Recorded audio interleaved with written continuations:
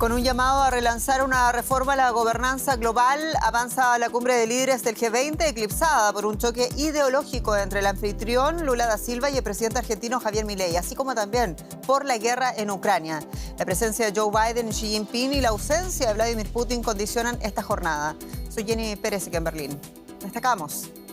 La cuestión ucraniana condiciona el arranque de la cumbre del G20 en Río de Janeiro. El Kremlin anunció que la utilización de los misiles estadounidenses significaría una nueva fase de la guerra, ola de reacciones que analizaremos desde Río.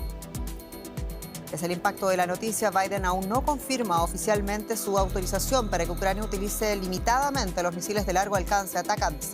Los misiles estadounidenses tienen un alcance de hasta 300 kilómetros y, según expertos militares, representan una ventaja estratégica para Ucrania. Y miles de agricultores protestan en Francia contra el Mercosur. Este domingo, el presidente Macron dijo que Francia no apoyará el acuerdo, ello pese a las presiones de Alemania y Brasil para que se cierre el pacto que negocia ya hace 25 años.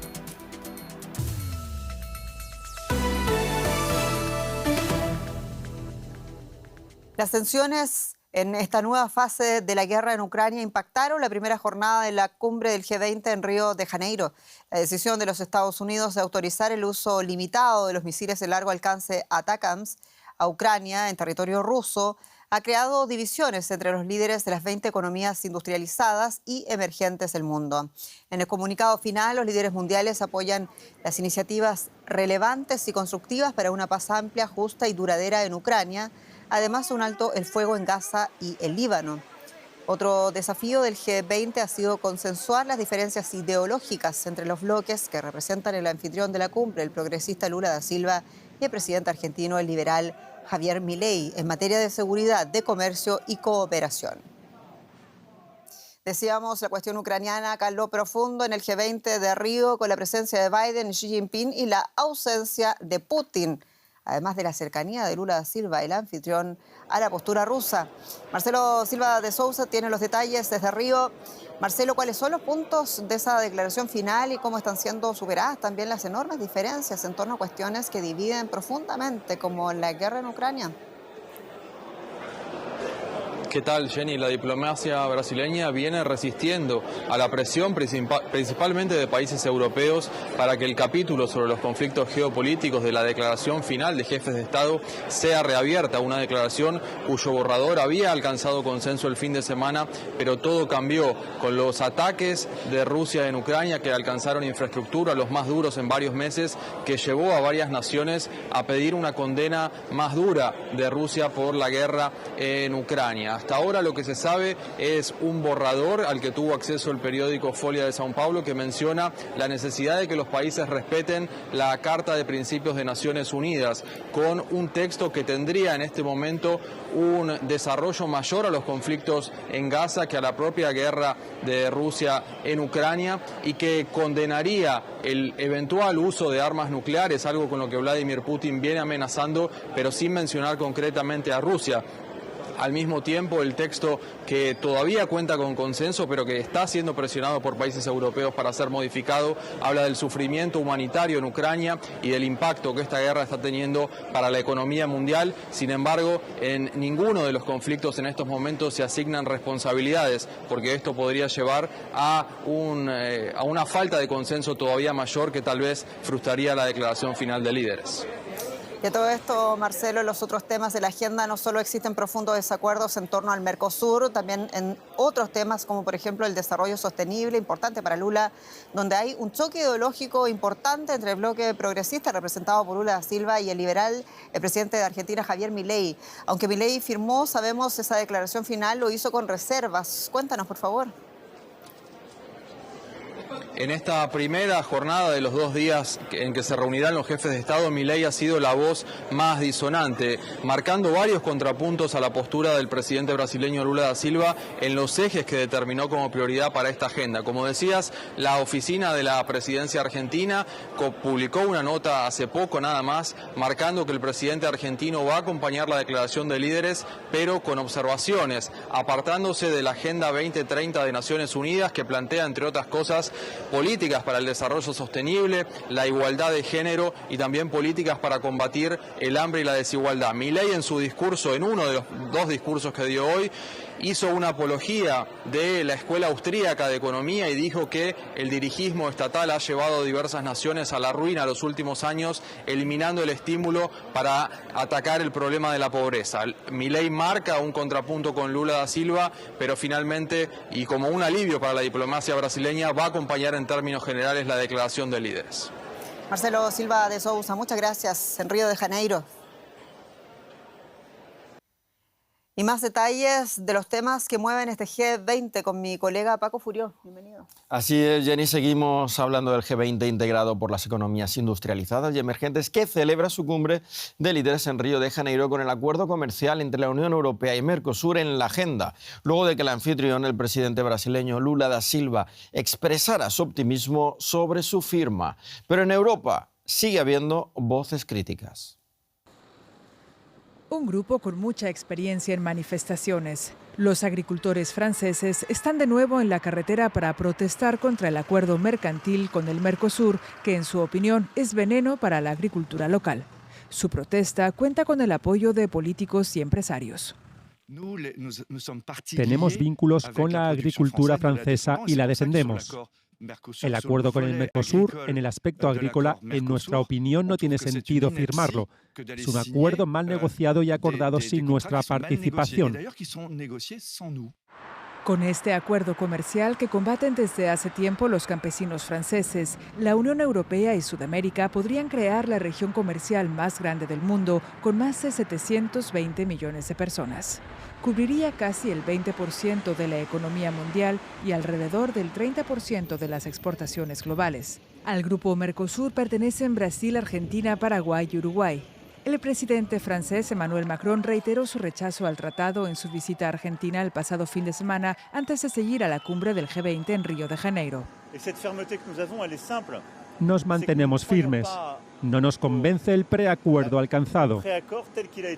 En primer lugar, porque viene de muy lejos y en segundo lugar, porque no toma en cuenta todos los cambios que hemos realizado en nuestros mercados. Y les repito, en Argentina sería fatal para su reindustrialización y para nosotros perjudicial para nuestra agricultura.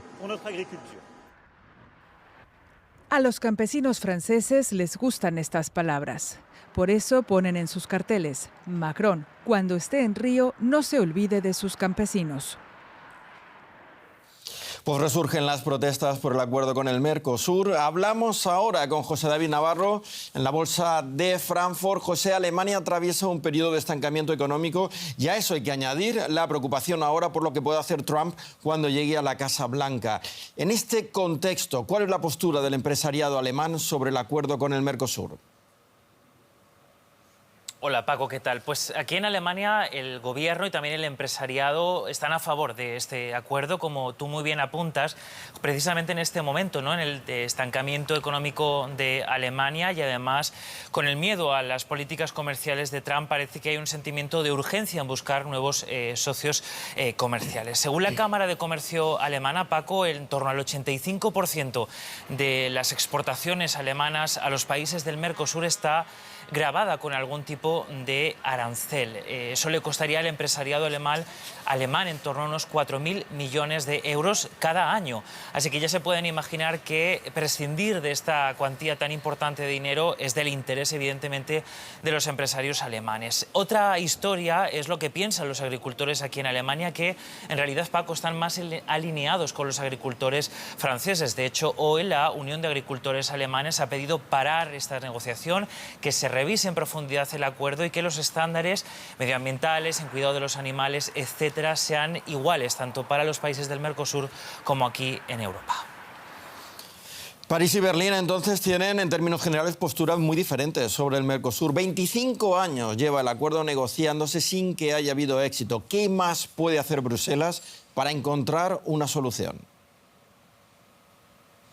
Pues una vía que se podría explorar, Paco, es la de dividir el acuerdo. Es decir, el acuerdo que tenemos ahora sobre la mesa es tan amplio que trata asuntos comerciales, pero también políticos. Y bajo las reglas de la Unión Europea, un acuerdo de estas características tendría que aprobarse o solo se podría aprobar, por unanimidad. Una de las vías, que por cierto apoya el canciller alemán Olaf Scholz, sería la de dividir este acuerdo en una cuestión comercial y, por otra parte, una cuestión política. En esta situación sí que el acuerdo comercial se podría aprobar por mayoría cualificada, es decir, al menos 15 países de la Unión Europea que representen el 65% de la población. Una opción, como ya pueden imaginarse, en la que también se opone Francia, que advierte de que el proyecto salga adelante sin contar con un país fundador como es Francia, y Paco, en un momento en el que crecen los extremos políticos que normalmente suelen oponerse a los dictados que vienen directamente desde Bruselas. Gracias, José David Navarro, desde Frankfurt. Las tensiones diplomáticas sobre cómo abordar el calentamiento global se expandieron desde Bakú, donde se realiza la COP29, hasta la cumbre del G20 en Río de Janeiro. Aumenta la presión para que los miembros del G20 se comprometan este martes a aumentar la financiación para la lucha contra el cambio climático. La disputa sobre quién debe liderar la lucha contra el cambio climático se trasladó de Bakú a Río de Janeiro. Allí se reúnen los líderes del G20, el foro integrado en parte por las principales economías del mundo. El secretario de la ONU llevó el mensaje a Brasil. Las emisiones se tienen que reducir 9% por año hasta 2030, pero siguen aumentando. El foco naturalmente está puesto en el G20, responsable del 80% de las emisiones globales. Uno de los focos está puesto en el financiamiento climático. Hasta 2025 los países desarrollados se habían comprometido a destinar 100.000 millones de dólares por año, pero en la COP29 de Bakú, países en desarrollo y economistas elevan la vara y piden que el financiamiento sea de $1 billón por año. Voy a ser muy claro. El financiamiento climático no es caridad. Es el interés del 100% de los países proteger a sus economías y a su gente del impacto climático. Para despejar dudas, el presidente de la COP29 señaló responsables. Su liderazgo es esencial para avanzar en todos los pilares del Acuerdo de París, desde el financiamiento hasta su mitigación y la adaptación. Les instamos a que aprovechen la reunión del G20 para enviar una señal positiva de su compromiso de hacer frente a la crisis climática. En Río, la presión aumenta. No está claro si el G20 llegará este martes a un consenso por escrito para aumentar el financiamiento climático. Por un lado, países desarrollados quieren que China y Arabia Saudita contribuyan más. Por el otro, países en desarrollo quieren evitar ese compromiso, según anticipan agencias de noticias. Como si fuera una premonición, en los últimos días, el gobierno argentino de Milei retiró a su delegación de la COP29. Más noticias.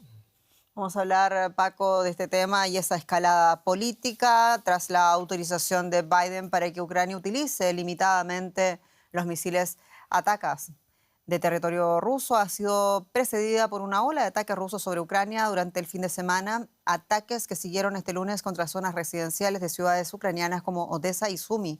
Al menos 10 personas murieron y decenas resultaron heridas en Odessa cuando un misil ruso provocó incendios en la comunidad portuaria.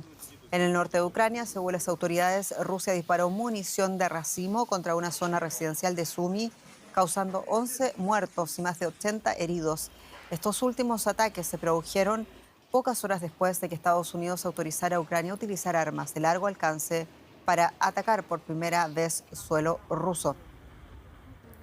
La experta en seguridad del King's College de Londres, la doctora María Mirón, tiene los detalles desde Múnich. Doctora Mirón, en su opinión, ¿esta autorización de última hora de Biden al sistema de misiles de largo alcance obedece a un efecto más bien disuasivo u ofensivo? Y se lo pregunto también en previsión de la mesa de diálogo en la que puede ser forzado Zelensky en pocos meses con la llegada de Donald Trump a la Casa Blanca. Buenas tardes. Pues lo que tenemos que entender es cuál es el permiso. El permiso es utilizar los misiles que les quedan al ejército ucraniano únicamente dentro de la óblast de Kursk. Es decir, que realmente no los pueden utilizar en todo el territorio ruso. Es la primera limitación. La segunda limitación es que se habla ya desde el abril del 24 que posiblemente se va a permitir el uso de ATACMS. Entonces, los rusos ya se han preparado. Es decir, que es un paso más bien político. No es un paso militar, porque no va a cambiar mucho en la situación militar en lo que estamos viendo ahora, tanto en Ucrania como en Kursk.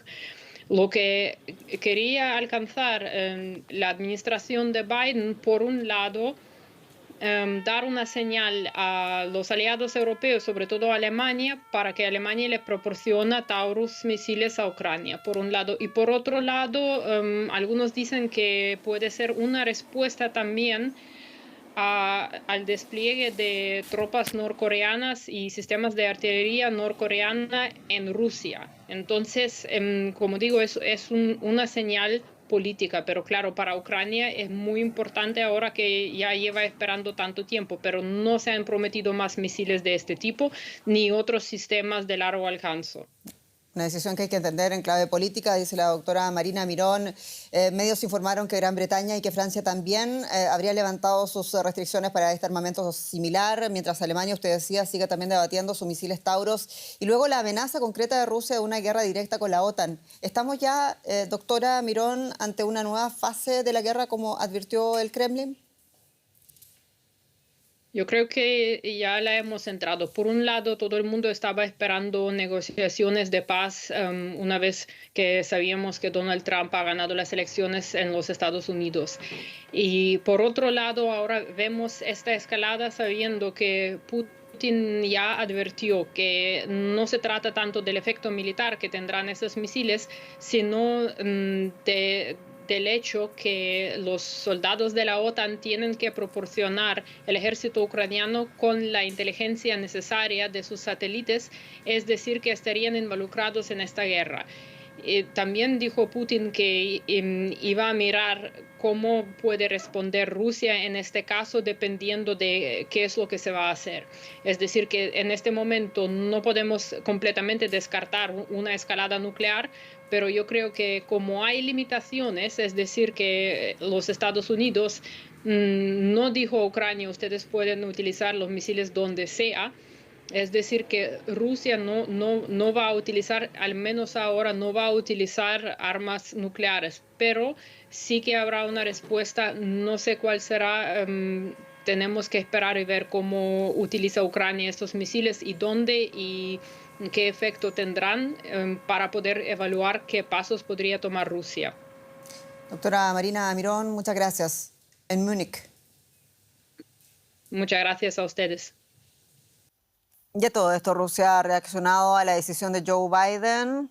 Ha dicho que su uso en suelo ruso significaría que la OTAN entra en una nueva fase de la guerra con la Federación Rusa. La decisión de Biden llega a escasos meses del regreso de Donald Trump a la Casa Blanca. Por eso a continuación nos vamos a detener en lo que son estos misiles, si son capaces de hacer también y bajo qué términos va a poder utilizarlos Ucrania. Misiles balísticos de largo alcance. ATACMS, por sus siglas en inglés. Son los sistemas de misiles suministrados por Estados Unidos que se disparan desde plataformas móviles. Los ATACMS de última generación usan sistemas de ubicación precisos para alcanzar objetivos que escapan a la artillería convencional. Esta decisión de la administración Biden abre un abanico de objetivos que Ucrania lleva tiempo pidiendo permiso para atacar. Los ATACMS pueden impactar blancos hasta 300 kilómetros dentro de Rusia. Esto pone objetivos importantes al alcance de Ucrania, como la península anexionada de Crimea, que Ucrania considera su territorio, y el puente de Crimea o Kerch, que conecta Crimea con Rusia continental. Al parecer, Estados Unidos le ha dicho a Ucrania que de momento limite sus ataques a la región de Kursk, donde Rusia, con la ayuda de soldados norcoreanos, prepara una contraofensiva para recuperar el territorio que Ucrania ocupó en agosto. El sistema ATACMS permitiría a Ucrania afectar depósitos de municiones, líneas de suministro y bases militares.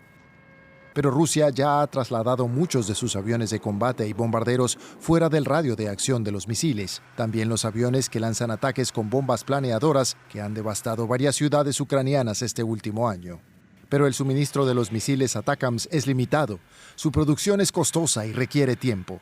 Es posible que Ucrania ya haya utilizado gran parte de sus existencias y no está claro cuántos misiles más podrá enviar Estados Unidos ante la urgente demanda en el frente de guerra. Desde martes se cumplen 1000 días desde que aquel 24 de febrero del año 2022 Rusia invadió a Ucrania. El balance habla de cientos de miles de muertos, millones de personas sin hogar, miles de millones de dólares en daños y un cambio de fisonomía geopolítica mundial. Ucrania y una guerra que lo cambió todo en el siguiente informe. 1 millón de bajas. Ese es el total de muertos y heridos desde que Rusia invadió Ucrania hace 1000 días, según diversas fuentes occidentales.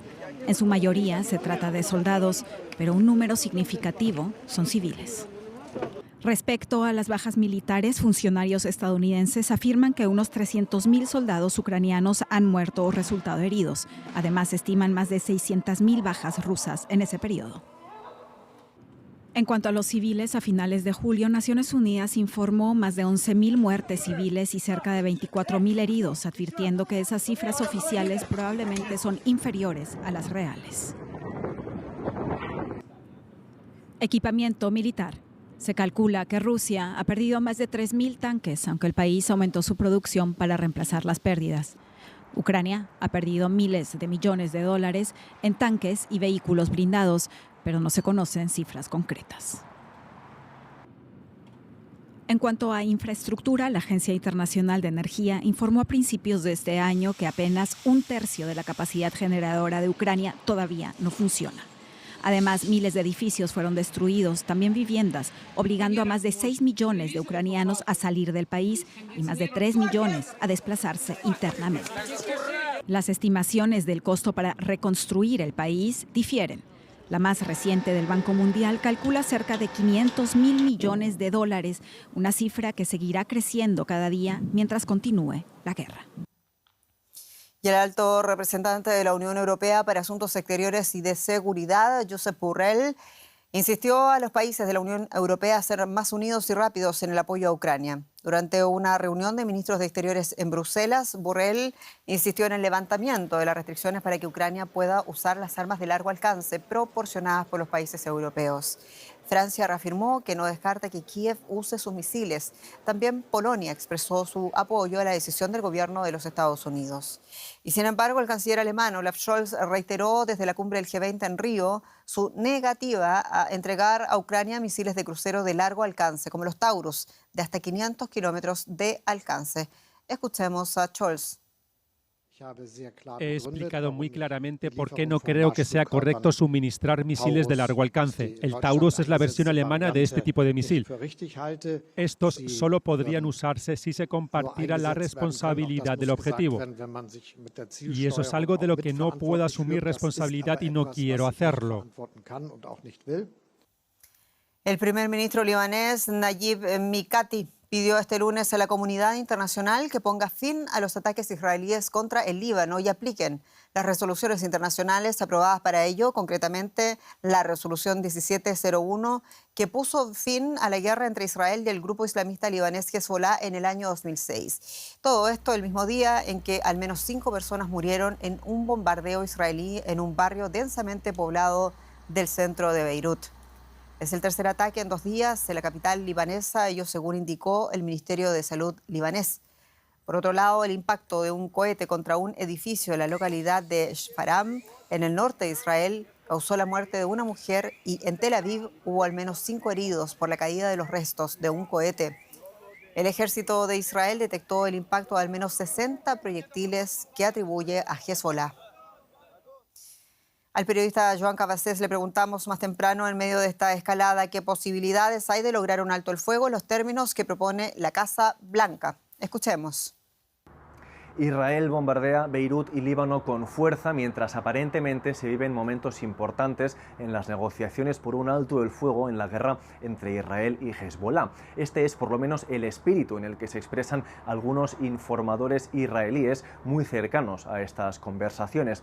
Amos Hochstein, el negociador de la Casa Blanca y, por cierto, ciudadano israelí, estaría viajando en estos momentos hacia Líbano. Hochstein tiene previsto reunirse mañana martes con los máximos líderes libaneses que negocian en nombre de la milicia libanesa Hezbollah. Y en Israel hay incluso quien espera que esta visita consiga cerrar de manera definitiva el acuerdo por una tregua. Este optimismo, sin embargo, no es plenamente compartido por parte de la sociedad civil libanesa.